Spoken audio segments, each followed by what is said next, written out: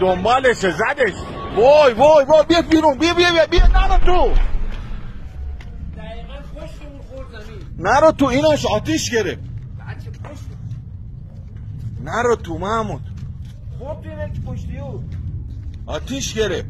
زنگ بزن اینو. ها گفتم آقا داره گفتم نرو تو، بیان بیرون. اینا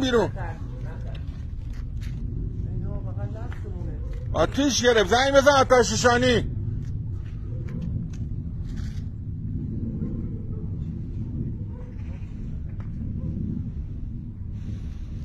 کمره یا ابوالفضل.